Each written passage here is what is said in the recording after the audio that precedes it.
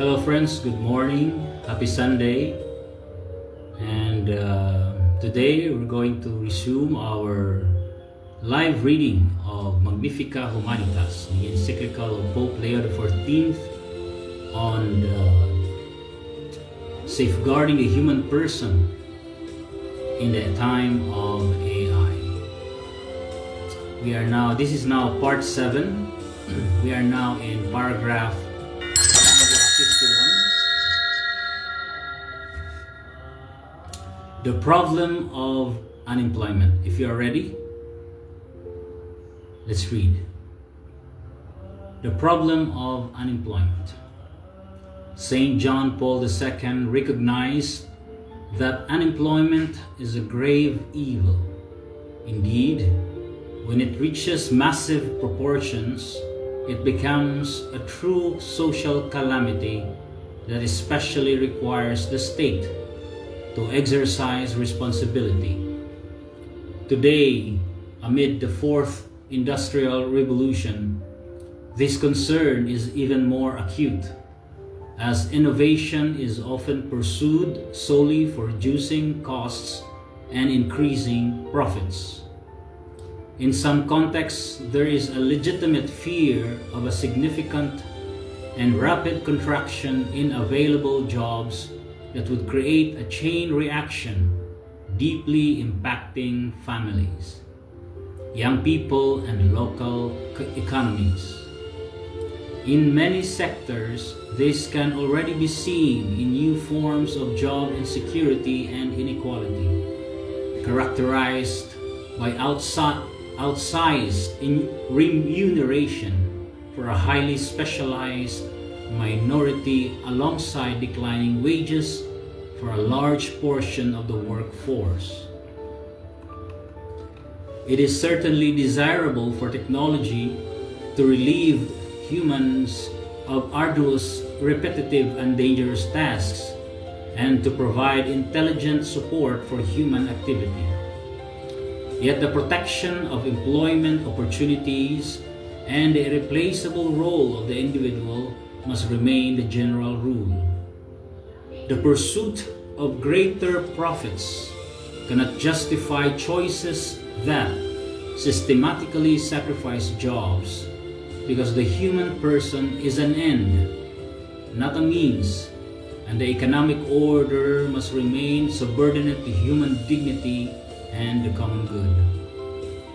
At the same time, we must acknowledge that every real transition involves discontinuities, for it is uneven, fragmented, and sometimes conflictual. Consequently, no single model of change or universal solution exists, since there are places and situations that require different responses.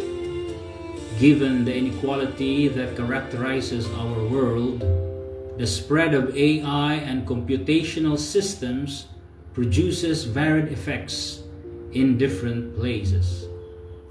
Wealthy societies automate rapidly and chaotically, reducing the need for a workforce and creating room for unemployment and institutional friction. Vast regions of the world, by contrast, remain trapped in hybrid economies where underpaid human labor and partial technologies coexist without achieving genuine transformation. These areas become places of precarious labor and hotbeds of instability and forced migration. Therefore, solutions must be sought at national and local levels through the involvement of intermediary communities. We need adaptive tools, including well-structured models, local initiatives, progressive redistribution, and new rights of access to essential goods. While not pursuing an abstract harmony, we must build concrete forms of human coexistence at this time of transformation. Work remains a fundamental dimension of the human experience, For not only is it a means of sustenance, but it is also a context for expression, relationships, and contributing to the community. Therefore, the problems related to work beyond the income necessary for family survival, a society that guarantees employment to only a small fraction of the population, despite having a high level of technical development, risks exposing many to forced inactivity, a lack of responsibility, and the absence of daily tasks and stimuli, resulting in human and cultural impoverishment. This creates a paradox of material progress and anthropological regression that undermines the foundations of a just and stable social peace. For this reason, the Church social doctrine insists that access to work for all must be a high priority for public policies and economic processes, serving as a criterion for evaluating the human quality of any development model. Moreover, in those parts of the world where work tends to diminish or change radically due to technological and organizational processes outside of democratic control, we must rethink the nature of work and its connection to citizenship, ensuring that unemployment does not jeopardize social participation. In light of these convictions, we can better appreciate the history of the Church social doctrine after Rerum Novarum. The initiatives which emerge from that tradition, including associations, trade unions, cooperatives, and welfare organizations, have contributed decisively to improving labor legislation, protecting the most vulnerable, and promoting more humane conditions. Today, however, these instruments are no longer sufficient by themselves in the face of the transformation driven by AI, the new organization of markets, and a competitiveness that is rarely concerned with social sustainability. New collaborative efforts are needed among political leaders, labor organizations, the business world, and the scientific community in order to develop rapidly adequate shared regulations and protections, including at the international level.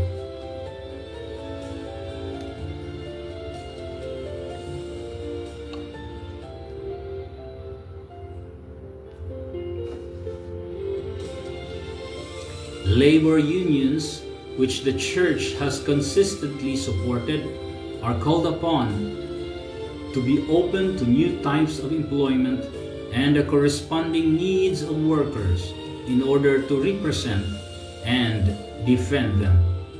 In this context, without bold decisions, the prospect of greater poverty and inequality looms large, which would leave many individuals marginalized, stranded, and surrounded by the machines and automated systems that have replaced them. At this time of transition, it is not enough to react only when jobs disappear. We must oversee the transformation in advance. One viable path is, first of all, to establish social criteria for innovation. Here, every introduction of automation and AI should be accompanied by verifiable measures to protect the employment, retraining, and participation of workers. In this way, technology will be oriented toward freeing up human time and capabilities rather than producing exclusion. Second, we need proactive policies that make continuous training and professional transitions accessible to all. ensuring that the cost of adaptation does not fall solely on individuals. Finally, there needs to be a corporate commitment to include quality and dignity of work among its indicators of success. When these conditions are present, innovation can serve as an ally of safer, more creative, and dignified work. Without them, innovation tends to become an accelerator of injustice. An economy that values dignity. The labor market is one area in which the risks associated with new technologies more clearly emerge. It is thus necessary to remember that economic freedom is not absolute. It must always be measured against the common good and the dignity of every person. Entrepreneurial initiative can indeed be a true vocation, generating wealth and improving lives, rather than a variable that is dependent only on profit. This is possible when it recognizes that the creation of dignified, valuable jobs are an essential part of its proper service to society. With prophetic spirit, Pope Francis warned against an economic freedom proclaimed in words alone, while actual conditions prevent many from benefiting from it. Economic models that exalt efficiency and individual success often view investment in disadvantaged people or in those with slower development paths as useless or inconvenient, as if their futures depended solely on their ability to keep pace with the winners. With a quotation mark. In reality, a just society requires a vigilant state and civil institutions that are capable of overcoming the singular mentality of efficiency and of ensuring that resources, creative solutions, and regulations favor the most vulnerable. Instead of waiting for the benefits of growth to reach the poor eventually, decisions need to be taken to ensure that growth becomes inclusive from the outset. The experience of recent decades show that in economic and financial crises, it is always the poor who pay the highest price, while the theories that promise automatic general prosperity often prove to be illusory. It is important to move beyond the current metrics of development, which for more than 80 years have been tied to the concept of gross domestic product or GDP. Since these metrics almost systematically neglect aspects essential to the overall well-being of people and the environment. The development of parameters and metrics complementary to GDP is crucial for improving the databases used for conducting analyses, political and economic decision-making, and establishing regional, national, and international priorities. The introduction of new parameters will allow for a comprehensive and timely assessment of how legislative and regulatory decisions impact the dignity of work, shared prosperity, inequality reduction, and environmental protection. It will also affect the concept of development, educational processes, mindsets, and public opinion, as well as peace, which is only authentic when based on justice. In recent years, finance has increased in importance and has undergone significant innovation, driven partly by the introduction of cryptocurrencies. The reflections and observations contained in the teaching of my predecessors, particularly in their encyclicals, have highlighted how the financial intermediation sector, when operating without the necessary anthropological and moral foundations, has not only produced manifest abuses and injustice, but also demonstrated a capacity to create systemic and worldwide economic crises. It is likewise the case that income from capital risks replacing income from labor, which is often confined to the margins of the economic system's primary interests. Yet savings transform into credit for the real economy, thereby creating both jobs and self-employed work, remain central for development and the investments that must accompany ongoing transitions. The social function of credit remains irreplaceable. Finance, for its own sake, is fundamentally different from finance aimed at the development, creation, and evolution of work.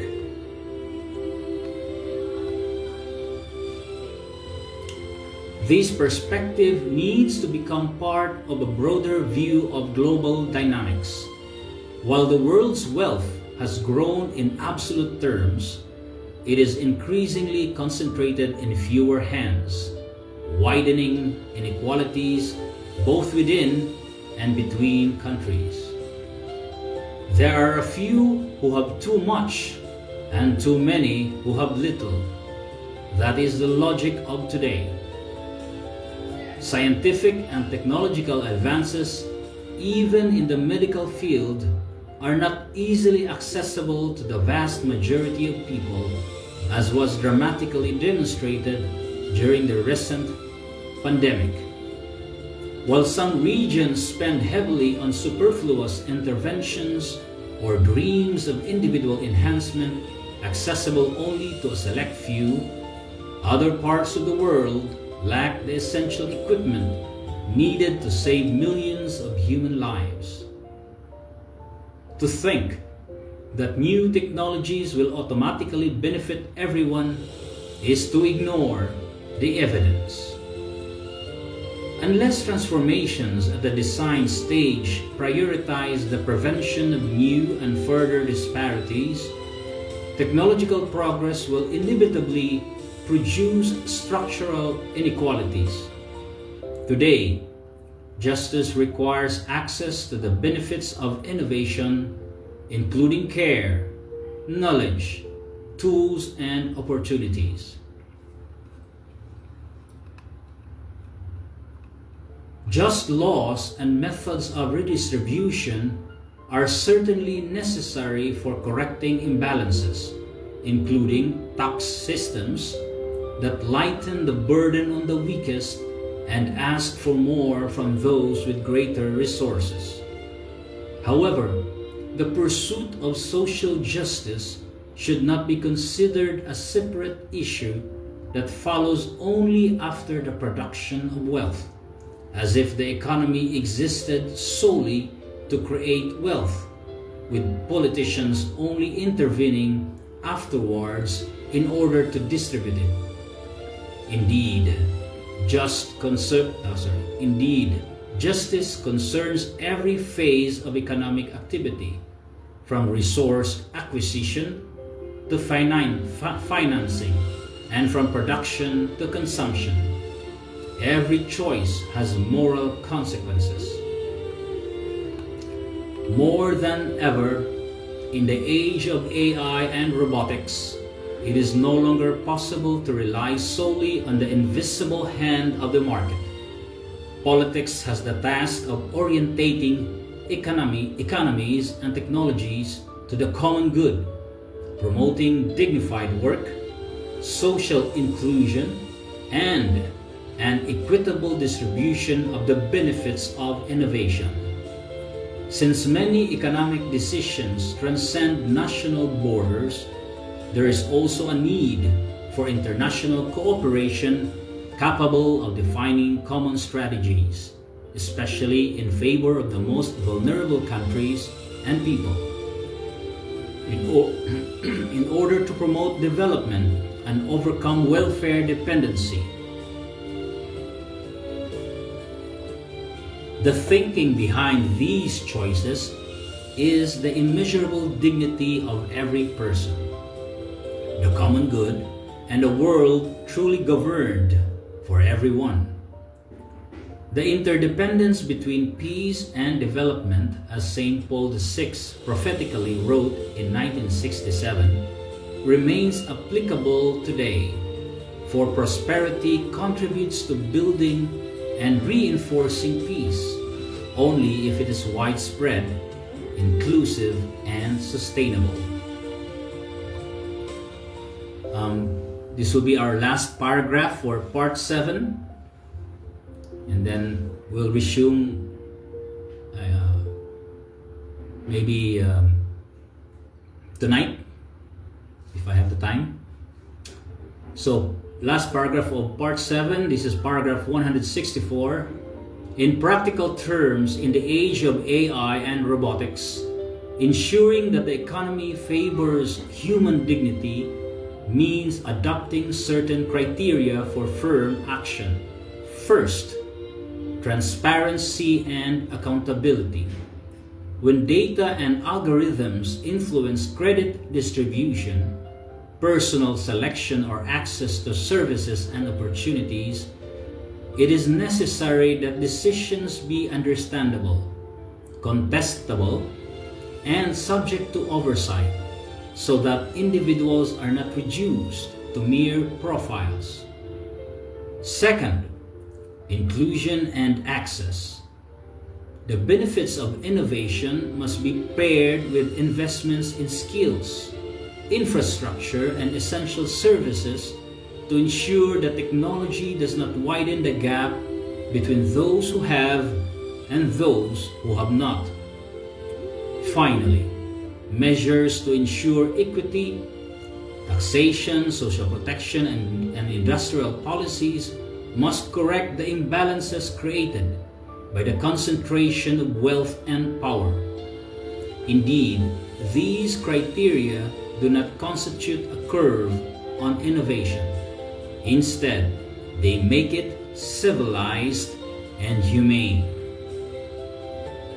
That ends our part 7. We'll continue this probably tonight, hopefully, God willing. And thank you for listening. God bless you. Please pray for me and my family. Happy Sunday.